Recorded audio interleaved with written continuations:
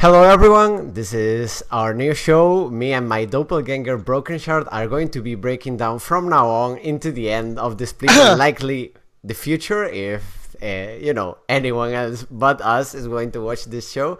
We will be breaking down EOLCS matches from a more analytical point of view and try to give off our predictions. So we will start with the first game, which is... which one, Brokenshard? It's H2K Schalke. So basically, the goal is that we'll make predictions, but I think that because there is such a weird view of what predictions are in the current community, that if you get a prediction wrong, you're a bad coach, or you don't know what you're talking about. Classic. Like classic community. But I think this is a good way for us to preview matches and help people in the community kind of understand where the strengths of different teams lie and how they should approach the match. So essentially, what we will be bringing to you, it's as if we're analysts and you guys are preparing for the match. So we're going to explain to you how each team is going to try to prepare. And the first one's going to be H2K Schalke. H2K is 08, but Schalke doesn't look that much better. Better than H2K, I think. Definitely better than H2K. Yeah, Schalke, I wouldn't say they're in such a bad spot. Actually, they're 5th. With a 50% win ratio, so they're actually not doing as bad as H2K. They've won much more games. I think it's pretty obvious to say Schalke's going to win. Yeah. I think the problem with H2K, it's not a specific player, it's just an identity issue. I think their drafts are pretty horrible, and they don't really understand or have a good grasp of how to play the game. Whereas Schalke, they have some clear win conditions on their team, amazing, while inconsistent in the early game, has games where he does make good plays in the early game, and Upset and Nuke Duck are pretty solid carries, so the funnel strategy was still working on this patch, and I think that it's like both teams aren't looking amazing, but one team just looks much worse. Yeah, you know? I mean, I would disagree with that, but since we're going to do H2K more in depth when we talk about Giants, I agree that Schalke should be very dominant in this match, so we can just chop and go into the actual meat of the week. Which game is next? I can't quite check the games because I can't move the recording. Okay. Misfits Rocket. So tell me about Misfits Rocket. I think Misfits are going to win this one. I think Misfits are going to wreck. Rocket actually had a few good games into Misfits, but this was mostly, I think, because Profit could play flanking champions. He doesn't look very comfortable outside of them, and since Misfits is such a good snowball team, and actually I feel like Rocket suffers a lot from behind. If they int early on, they do not have a lot of ways to come back into the game. I think this is a pretty clear Misfits win. Yeah. Like, Misfits is on fire. I mean, I think Rocket definitely, they have moments where they look quite good, and I don't think that Rocket are a bottom tier team like they used to be in the past. But I think Misfits is just on another level. They kind of look like the Fnatic of last split. They basically look like they have ascended to a different level than other teams right now. And I think if there's a team that's going to beat them, it won't be Rocket. Yeah, I would agree to that. Yeah. Splice Giants. So I think Splice are going to win. Even though Giants came off a win against G2, I want to say that win was a fluke. It is not an accurate representation of Giants' strengths. Giants won off Joko basically smurfing, and even then it was not that close of a game. Yeah, it was pretty close against the Jet Lag G2. Splice, I think they found their footing a little bit. This is a good week for them to show that they have understood their team identity in this meta, and I think that Niski in particular is playing so good. He's playing super good right now, and Betsy is decent, but I think that off Niski, Splice are probably going to win this game. I would have to agree. I do not see a way in which Giants can take the game other than they really come inspired, and again, the enemy team, not trolls, but I don't think that game was really super serious by G2. Not that Giants didn't deserve to win, but come on. No. Giants deserve to win. But I don't think that's an accurate representation of the Giants skill level or the G2 skill level. Yeah. That's right. UOL Fnatic. Now, Fnatic I think Fnatic win this game, of course. Absolutely. But the thing about UOL is that we have to consider as well that where are they going to use Neon or Samux, and we also have to think what's the different strengths of the two different players and how they're going to play with it. I think that UOL, they're a really unique team in which that they're like bottom tier, but they're not that much bottom tier. You know what I mean? Are they not? Because I feel they get a lot from this sort of scream kind of approach to the game where they will go super aggro and snowbally on the mid lane, but because Fnatic so often, always resets through the mid lane with Hylissang, and Broxa in general pays a lot of attention to caps, deservedly so, I find it hard to see how UOL are going to get that snowball going. No. I don't think UOL are going to win this game, but it's just interesting to see how both supports play the game are quite similar. Hylissang and Totoro are heavy playmakers and both incredibly skilled players that like to roam and play around the map. Now, the difference is that on one hand you have Hylissang who has caps, and then Totoro has exile. Yeah. You see the difference here? Yeah, it's like you've got a mini pistol, like a revolver here, and then Hylissang's got a heavy machine gun. You know what I mean? There's a bit of a disparity. So I sort of feel like Exile is like these very old-fashioned sort of rifles where you have to put the bullet, you have to put the gunpowder, chuck it down, and then in the end, maybe it will fire, maybe it won't, maybe you will kill your ally with it. So it can work, but so often it doesn't. It's like it might jam. When it doesn't jam, it shoots. And Exile has moments, but I don't think you can't compare it to Caps, honestly. Yeah, of course, of course. Like, Caps, right now, Caps and Perks are the two best mid laners in the league. Yeah. And the next coming up are probably like, what? I would probably say the next one up would be like Niski or Jizuke right now, who are playing quite good. But the level disparity is too high, and Exile is nowhere near that top, I think, right now. I agree. Big match. This is one of the 3 big matches that we spoke about a little bit. It's Vitality G2. I know you are going to say, do you think G2 will win? Yeah, I'm going to say that. But I think Vitality will win. I think it's a pretty close match because for me, both teams are sort of propped up by this meta in the sense that they have very high individual execution and they, in general, are very coordinated through fights. But I have to say that... Well, actually, no. Actually, Vitality have a pretty good matchup as well because they so often rely on catching people off of position and sort of punishing these silent mistakes. And we know Perks, if maybe in another life he was someone that was looking after truffles constantly in the forest, alone, trying to, scavenge, and so often he gets caught that I have to predict G2, but actually I think Vitality have a very, very high chance of winning. It's pretty close. Yeah, for sure. We should also talk about like how each of the teams kind of function. So in the G2 identity is that they have 2 supportive players and 2 carry players on their team, plus Wadid. Okay, Jankos and Hjarnan are the supportive players, which is accurately represented by the types of champions that they play. And it's not limited to just supports like Braum. It's just in the playstyle of Jankos. He's the engager of the team. He's not a primary carry. Wonder and Perks are the primary carries of this team. Hjarnan much prefers to play things like Heimerdinger, while a carry in the bot lane is mainly for wave control and the unique opportunities of one-shotting people. And then other times he'll play stuff like Karma and Morgana, champions like that help kind of prop Perks up. And then you have Wonder, who's likely right now the best carry top laner in EU. Yeah, he is. Arguably the best carry top laner among the West. Right now, I can't really think of anyone that could be better than him right now, and I think that the meta does suit him. However, if you take a look at the way Vitality plays, is that they can switch it up. Like they've said that they don't like to play marksman, but they do play it. They can play it. Attila, I think, recently played an Ezreal and Lucian game, right, in the LCS. Yeah, so they are able to play these champions. But one thing about Vitality that I really like is that they're very creative as a team, and that I'm 100% sure that they found something. They're going to use something special against G2, which is going to take advantage of the fact that G2 have every single game up till now resorted to using Wonder and Perks as the carries. And why I think that fits well into G2 is because Julius is probably the best jungler at ganking mid in EU right now.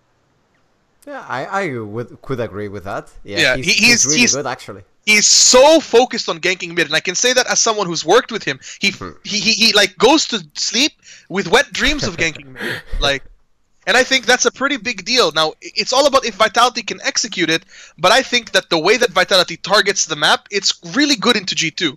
Yeah, I agree with all. I agree with that. But also for me, one of the things that really puts Perks in competition with the best mid laners is that his lane spacing is absolutely excellent, and he so often faces very good gank setups where he concedes the bare minimum possible that any other world talent would have to concede. I really respect that aspect of his individual play, and therefore I'm not so convinced that the matchup is fantastic for Vitality in that sense. I think it's overall pretty good, but I have to predict G2 here. Yeah, I think it's gonna come down. Obviously, it always comes down to execution, but there is reason to believe that Vitality can take it. Yeah. And I think that the upset factor that there is in Vitality is too high to ignore. Okay. Okay. Next game. Next one is going to be another Vitality game. It's going to be Splice Vitality, the third place rematch. Now, I'd say it's a bit harder to predict this because this is going to be the second day, and we don't know how teams are going to come in. So we're going to look at this game from a standpoint as we have never seen the teams play yet in this week, and we don't know how their previous matches went. So that's like the baseline. I think Vitality take it. Yeah, I agree. But I do see opportunities in which Splice can take this game, is that if they have definitely found their footing, what Splice are very good at least what I remember from last split, is that they're a very good team about keeping consistency. When they're bad, they're consistently bad, but when they're good, they're consistently good. But consistency isn't the same word I would use to describe Vitality. They're very up and down. So there's a situation in which Splice have come in with a good footing on the meta, good footing on their team identity, that they're able to deal with this wildcard factor of Vitality, and of course Niski is performing quite well, might have an opportunity to make things happen this game.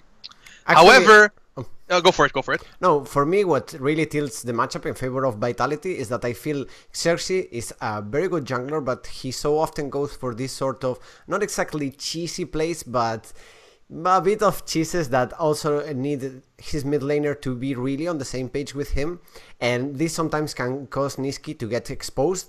For example, I remember the Misfits game where Xerxes goes for the Raptors, and then Niski just gets collapsed on, gives first blood as Camille, and then game is so much harder from there on out. So actually, because Vitality are so strong at pressuring this lane, and it's also a factor that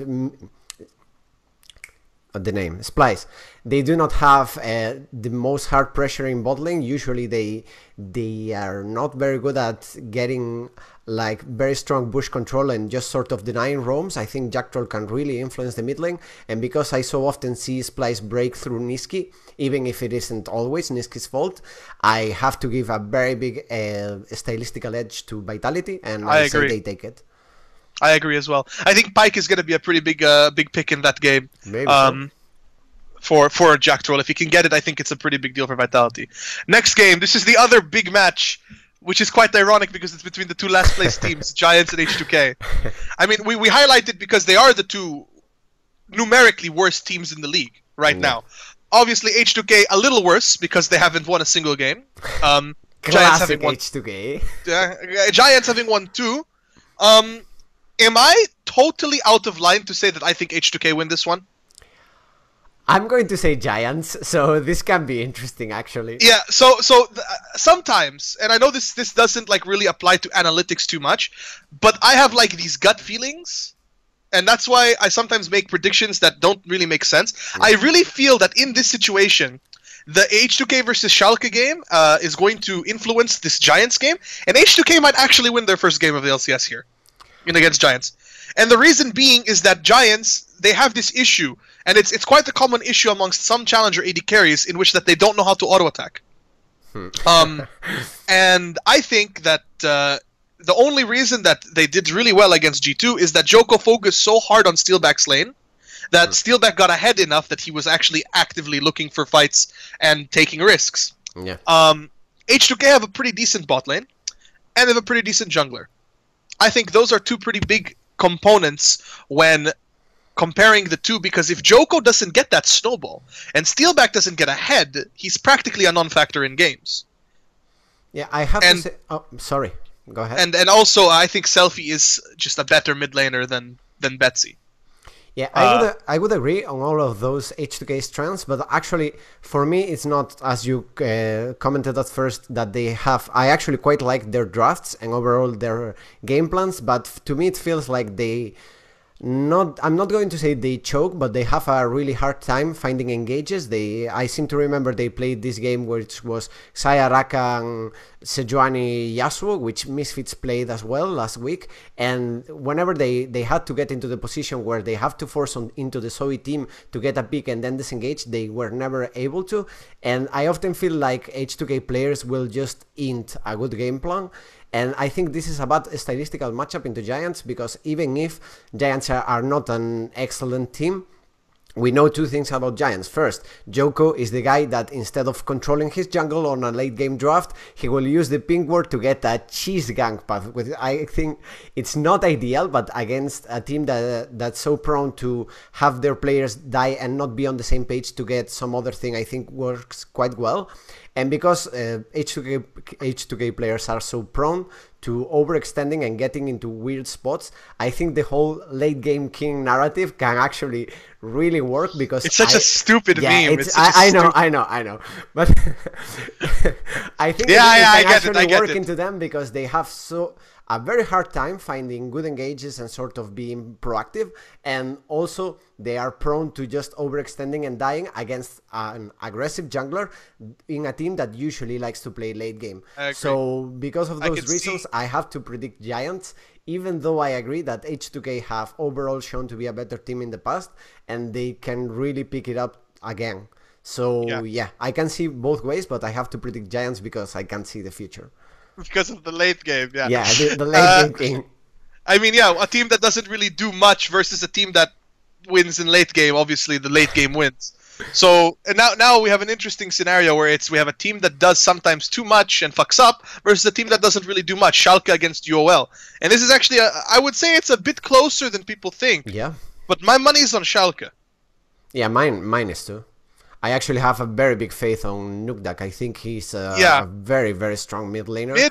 Mid disparity is quite significant, I would say. It is. And as well, the bot lane disparity, Upset and Vander, like, while name-wise, you might think, oh, this is an insane bot lane, they haven't really played super well. But I feel like with the constant swaps that UOL are having to deal with, even though Totoro's a beast and Neon is good, I feel like it's not going to be enough to really take an advantage there. And then when you compare the other roles, mid is quite heavily in Schalke's favor.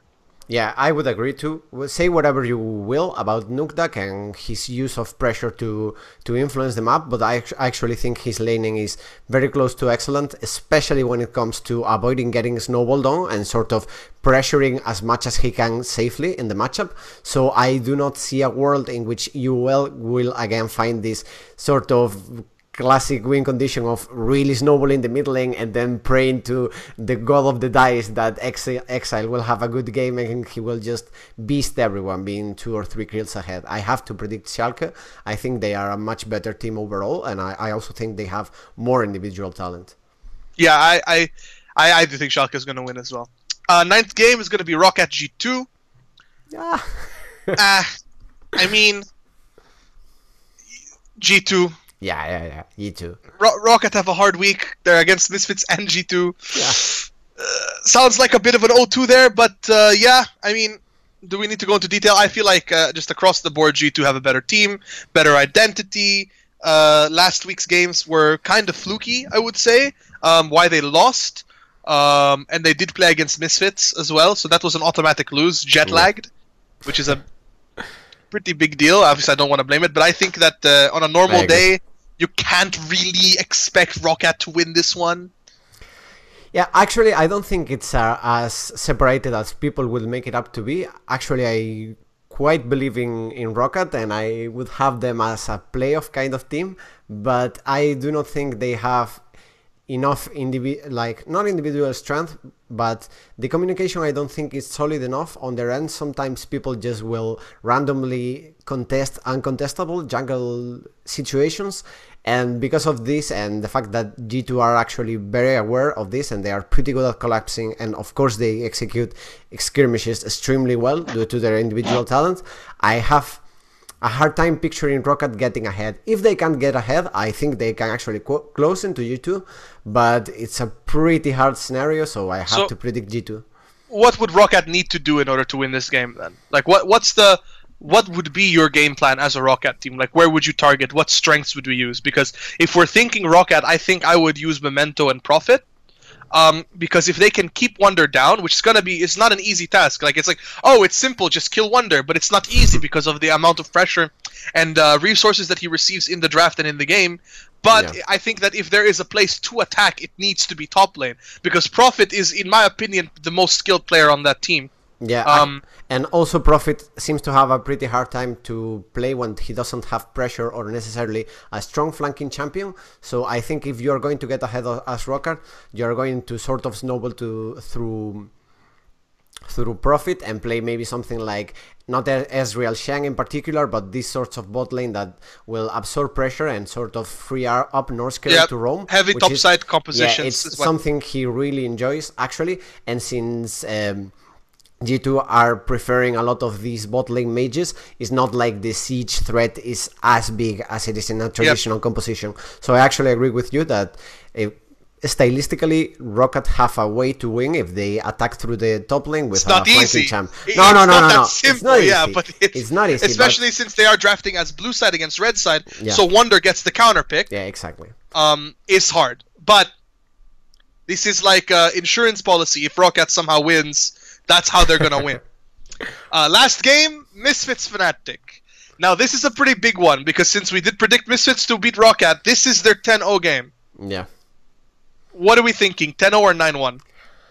I'm thinking 10-0, honestly. I'm thinking we're starting to get into that territory because Misfits is overall a pretty smart team. I really respect Maxlore as a jungler. I think he's been the best for a big while now. They had a bit of trouble with that on the past split, but in general I think they have a very big jungle advantage. The fact that they really like to pressure through bot lane is also, I think, really good into Fnatic, who have already been vocal that they will not play ADCs, so the support will be really freed up to roam. And overall I feel like Fnatic, even if they can often reach late game against these sort of snowball based teams, they rely too much on heals and resetting through mid lane. I do not think Senkux will fall for that. He usually, if anything, plays too safe of a game, and Misfits is a smart team that for sure already noticed this pattern, because we've had like how many months of heals and always resetting through the mid lane. Yeah, and people keep falling for it, so go figure. And that's a pretty big thing to mention as well as Senkux, because the old win condition of Fnatic over Misfits was Caps versus Senkux. The gap was too big. But Senkux is probably considered one of the most improved players this split for sure, from spring to summer. He's definitely found his niche as a player. Or you don't agree? You don't think Senkux is improved? I don't think he was that bad by the end of spring as people were painting him to be. I don't think he's that good now as people are putting it. Again, I think he concedes too much pressure too often in the lane, which in general is not terrible, but it's not ideal either. I don't think he's an easy mid laner to snowball on, but Caps is a really, really strong roamer. So if Caps sets up correctly and they have like this very strong top lane dive composition, or which side are they playing? Because actually blue side Fnatic... Misfits is blue side. Misfits is blue side. Okay, then maybe not as much. But in blue side, whenever Fnatic get the Zoe, they are really effective at executing those sorts of compositions. But yeah, I think the match is close, but I think Misfits should take it. I do not see a way in which Fnatic playing what they usually play should have a good matchup into the Misfits style. It's also just the way like the way that the carries are set up on Misfits side. It's like Fnatic want to try to snowball through mid specifically, but Senkux is the safest player, and he doesn't like let you get advantages. But right now Alfari is on point and Hansama is a beast, so Fnatic's bot lane being a more of a conceding point is opening up Misfits to be able to play their aggressive bot lanes, which are most likely marksmen, because that's what they've been really playing. And I know there's going to be a lot of people that are going to be like, well, why doesn't Fnatic just play Reckless? I mean, there's a reason why they're not playing Reckless. It's because Reckless's style of farm up and wave clear is not going to work in this meta. You know, you need lane dominance, and Reckless is not a lane dominant player. Bwipo is much more lane dominant. You know what I mean? I actually think it also has to do with the way Fnatic understand the map and how they maybe not necessarily have ever been good at combining their mid jungle duo, which is very strong in gank setups and dives and etc., to really control the river. I do not really like how they approach that whole ordeal, and if you are not good at doing that in this meta, yes, your ADC will absolutely get fucking dove and wrecked. But I wouldn't say it's necessarily Reckless' fault, but an issue in overall how Fnatic works with vision. Plays with the ADC is fair. And this is also why I actually favor how much Maxlor will be able to do on that match, because I think they will have a pretty hard time tracking him overall, even if they have the mid lane advantage. So, yeah, 10-0. We think it's a 10-0. The 10-0 for Misfits. I'm going to take the risk, even though Misfits are pretty cocky and it looks like the int is coming, but you think the int is coming? Maybe they inter-Rockat. Yeah. What if they actually, yeah. What if they inter-Rockat? I mean, I think that's completely crazy, but no, honestly, anything can happen. It has already happened, so but I guess we have to predict with our brains. So yeah, we have to use our brains a little bit. Yep, as well. All right. So I mean, that's it. That's the 10 games, and that concludes episode 1 of the new show of Brokenshard and his clone, I guess. Yeah, pretty much. We'll see you. We'll record another one when this is over to talk about where we got our predictions wrong and exactly what happened or what did we miss, and then another one next week with again the next predictions. So you guys can expect 2 shows a week, one before and one after. So keep following us, and if you have any criticism, let us know. No, you can tweet at us if you want us to comment on certain matches, or wow, you guys fucked up here. This was nothing at all like you predicted. So if you send us input on what you want to hear, we will actually discuss it on the show. And if not, just retweet it. And you all know how social. And if you want to flame anyone for predictions, Manuel's DMs are open. He accepts all the flame. No one tweet anything at me. So thank you for that. Yeah. We'll see you next week. Bye. Bye.